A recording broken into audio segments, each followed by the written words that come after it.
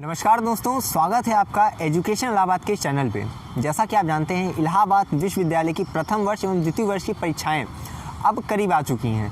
सवा महीने का समय ही शेष रह गया है, तो अब ज़रूरी हो गया है, महत्वपूर्ण हो गया कि हम अपनी तैयारियों पर थोड़ा ज़ोर डालें, ठीक है, उसे थोड़ा पुश करें। तो ये वीडियो बेसिकली बेस्ड है बीए प्रथम वर्ष के छात्रों के लिए कि वो किन किन त्रुटियों से बचें, क्या करें ताकि वो अपने परीक्षा में अच्छे नंबर अर्जित कर सकें। तो चलिए वीडियो को स्टार्ट करते हैं। और ये मेरा आपसे वादा है कि इस वीडियो के अंत तक आप कुछ ना कुछ यहाँ से लेकर जाएंगे। सबसे पहली चीज़ जो आपको ध्यान जिस पे से हटाना है, पहला सर्टाइल सिलेबस। रिड्यूस सिलेबस के पीछे अगर आप भाग रहे हैं अभी भी, तो आप थोड़ा सतर्क हो जाइए, उससे ज़्यादा फ़र्क पड़ने वाला नहीं है। कुछ रिड्यूस सिलेबस आपको प्राप्त हैं, कुछ सब्जेक्ट के, कुछ के नहीं प्राप्त हैं, और जहाँ तक मैं मानता हूँ बहुत कुछ के नहीं प्राप्त हैं। तो आपको करना क्या है, उस पर ध्यान हटाइए। रिड्यूस सिलेबस से सब कुछ नहीं, क्योंकि 5 यूनिट है, 5 यूनिट में अगर 1 यूनिट में 10 टॉपिक दिए हैं तो 1-2 टॉपिक ही हटाया गया है, ठीक है, उससे ज़्यादा फ़र्क पड़ने वाला है नहीं। और आपको इस समय किसी भी विषय का सामान्यज्ञ बनना है, विशेषज्ञ नहीं बनना है। तो आपको इस समय क्या करना है, स्मार्ट वर्क करना है कि कौन कौन से क्वेश्चंस आपको देखने हैं कि आप कम समय में अच्छे नंबर अर्जित कर सकें। तो आप इस समय करो क्या कि 2017 के, 2019 के, 2021 के जो प्रीवियस ईयर के पेपर हैं आपके सब्जेक्ट के, उसे उठाइए, ठीक है, उसे सॉल्व करिए, उसकी आंसर राइटिंग की प्रैक्टिस करिए। उसी से ही आपका जो है कल्याण हो सकता है, क्योंकि उन क्वेश्चंस को अगर आप करोगे, ठीक है, तो वो जब एग्ज़ाम में आएंगे तो आपकी जब स्पीड बनी रहेगी तो आप उसको जल्दी से जल्दी लिख सकोगे।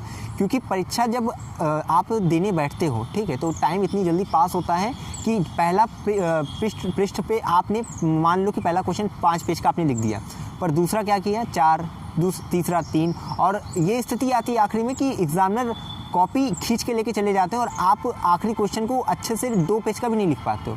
तो इस स्थिति से बचें, ठीक है। रिड्यूस सिलेबस से आज के बाद भागना कम कर दीजिए। अगर मिल रहा है तो देख लीजिए, अगर नहीं मिल रहा है तो परेशान मत होइए कि भैया कहाँ से मिलेगा, उसके बिना पास होना मुमकिन नहीं है, ठीक है। उससे ज़्यादा वो एक्स फैक्टर है, अगर मिल गया तो ठीक है, नहीं तो कोई बात नहीं।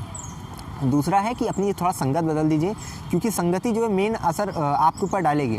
अगर आपका विश्वविद्यालय में बीए प्रथम वर्ष में 60% आ रहा है, इसका मतलब है 60, 65, 70 आ गया, इसका मतलब है कि आपके फ्रेंड जोन में जो लोग हैं वो पढ़ने वाले हैं, और बाकी अगर नहीं है तो इसका मतलब है कि मस्ती चल रही है, ज़्यादा नहीं चल रहा है, ठीक है। तो आपको करना है कि संगति बदल दीजिए, ठीक है। जैसा कि आप जानते होंगे कि अच्छी संगति पाके संगी बदले रूप, जैसे मिलकर आम से मीठी हो गई धूप। और चाहे गीता पढ़िए या पढ़िए कुरान, हमारा तुम्हारा प्यारी हर पुस्तक का ज्ञान, ठीक है। तो आप अपनी संगति बदलिए, ऐसे लोगों के साथ रहिए जो थोड़ा पढ़ने के लिए इस समय अग्रेसिव हो गए हैं, ठीक है, जिन्हें ये है कि नहीं भाई आप पढ़ना पड़ेगा, नहीं काम नहीं चलेगा। विषय को पढ़िए, स्टार्ट करिए, और ज़्यादा मुश्किल कुछ है नहीं। और ये चीज़ याद रखिएगा कि जो भी आंसर राइटिंग करिए, पेज अगर लिखना स्टार्ट किए, 1 लाइन इधर खींच दीजिए, 1 ऊपर खींच दीजिए, बाकी आपको कुछ वहाँ पर नहीं करना, सजाना नहीं है। क्योंकि ये क्या है कि आप कि विषय में आपकी कितनी कला है वो जानना है, आपको कला का एग्ज़ाम यहाँ नहीं देना है कि आप वहाँ पे क्या बच्चे करते, चारों तरफ से चौकोर बना के उसको बंद खाना कर देते हैं, उसके बाद छोटा सा उसमें लिखते हैं। एग्जामिनर समझ जाता है कि बच्चे ने क्या किया है, कम लिखने के चक्कर में गैप दे दिया, तो वो उस पर नंबर पहले ही कट कर देंगे। तो आपको ये थोड़ा सावधान होना है कि इस सब चीज़ों से बचें, क्योंकि आप चालाकी उतनी लगाइए जितना सूट कर रहा है। हर जगह से लाइन खींच के उसे जेल मत बनाइए, ठीक है। एक इधर खींचिए, एक ऊपर खींचिए, और उसके बाद सफाई से लिखिए। जितना भी लिखे, अगर पहले पेज पे 4 पेज का आपने लिखा है तो कोशिश करिए कि एंड तक जाते जाते वो 3.5 हो जाए, पर ये ना हो कि 2 पेज का रह जाए, ठीक है। तो उससे क्या होता है, एक अच्छा इंप्रेशन पड़ता है एग्जामिनर के ऊपर, ठीक है। उसके बाद यही 3 चीज़ का ध्यान रखिए। अगर आपने अभी नोट्स नहीं बनाई है तो उसके लिए परेशान मत होइए। दर्शिता, विल्सन, ठीक है, डी कुमार, इन सब का सहारा लीजिए, ठीक है। ये बहुत एक्स फैक्टर है जो कि बहुत सिद्ध साबित होंगे आपके एग्ज़ाम में, आपके नंबर कितने आएंगे ये। तो अपना डी कुमार ले लीजिए, दर्शिता ले लीजिए, उसके क्वेश्चंस देखिए। हर क्वेश्चन पे फोकस नहीं करना है, बस प्रीवियस ईयर के जो क्वेश्चन है उस पर ध्यान लगाइए, ठीक है, उसी को वहाँ से उठाइए।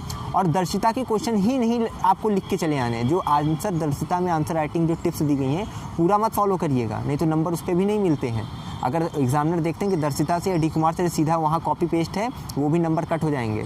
तो ध्यान क्या रखना है कि किताबों को ज़रूर लीजिए, किताबों को सहारा लीजिए, नोट्स लीजिए, सर से थोड़ा रिक्वेस्ट कीजिए। अगर आपने साल भर क्लासेस की हैं तो आपके पास कुछ ना कुछ नोट्स तो होंगे, और अगर नहीं भी हैं, आपने क्लासेस नहीं भी की हैं, ठीक है, तो जो दर्शिता आपने ली है तो उसको समझिए, उसको रटिए मत, ठीक है। रटंत विद्या घटंत ज्ञानम, तो उसे रटिए मत, उसे समझिए और समझ के अपने शब्दों में लिखिए। ये बहुत कहते नहीं संजीवनी है आपके एग्ज़ाम जब आप लिखोगे अपनी परीक्षा कॉपी को, तो यही चीज़ आपकी देखी जाएगी कि आपने क्या समझा है। समझिए और उसे लिखिए, ठीक है।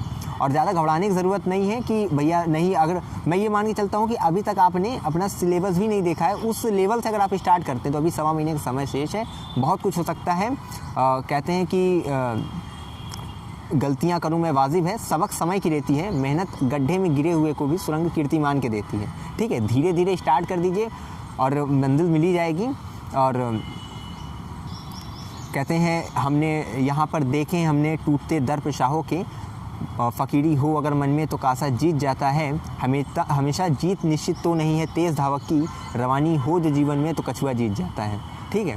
तो इसीलिए तू खुद की खोज में निकल, तू किस लिए हताश है, तू चल तेरे वजूद की समय को तलाश है। तो अपने जीवन में एक ऊर्जा बनाए रखिए कुछ अच्छा करने की, थोड़ा भगवान से मिलते जुलते रहिए।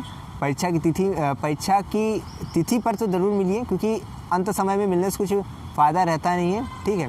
तो संबंध बना के चलिए, एक अगरबत्ती, मन में भक्ति भगवान के लिए काफ़ी है, ठीक है। चढ़ावे से मतलब नहीं है, भक्ति से आराधना रखिए कि और अपना एग्ज़ाम अच्छे से दीजिए, यही आपके लिए शुभकामनाएं हैं। और भविष्य में भी हमारी चैनल पर इस तरह वीडियो आती रहेंगी एग्ज़ाम से रिलेटेड, ठीक है। तो प्रेशर मत रखिए, जो होगा अच्छा होगा, ठीक है, शानदार होगा, दिल से दीजिए पेपर। और बाकी ऊपर वाले पे छोड़िए, मेहनत करना आपका काम है और बाकी रिज़ल्ट देना प्रोफेसर का काम है, यूनिवर्सिटी का काम है। अच्छा लिखेंगे अच्छा नंबर पाएंगे, ठीक है। ये मत सोच के चलिएगा कि यहाँ नंबर मिलता नहीं, अगर आप लिख के आए हैं तो कोई आपका नंबर काट नहीं सकता, ये मेरी गारंटी है। पर लिखिए, जो पूछा है वो लिखिए। अगर पॉलिटिकल का पेपर आप दे रहे हैं, वहाँ प्रस्तावना पूछिए, तो वहाँ पे आप राज्य के नीति निर्देशक तत्व लिख के आएंगे तो नंबर कभी नहीं मिलेगा। जो पूछ रहा है उसे रिलेटेड लिखिए। सिंधु सभ्यता पूछ रहा है तो सिंधु सभ्यता के बारे में लिखिए, ठीक है। मोहनजोदड़ो के बारे में लिखिए, हड़प्पा के बारे में लिखिए। पर ये मत लिखिए कि रोम की सभ्यता वहाँ चिपका देंगे, तो वहाँ कभी नंबर नहीं मिलेगा। तो हम आशा करते हैं आपके उज्जवल भविष्य के लिए, आपको भविष्य में भी मैं इसी तरह जागरूक करता रहूँगा कि आप क्या करने से बचें, ताकि अच्छे से अच्छा नंबर आप स्कोर करें। विश्वविद्यालय का, अपने माता पिता का और महाविद्यालय से अगर हैं तो महाविद्यालय का नाम रोशन करें, जीवन में आगे बढ़ें। धन्यवाद और कीप सपोर्टिंग। Thank you.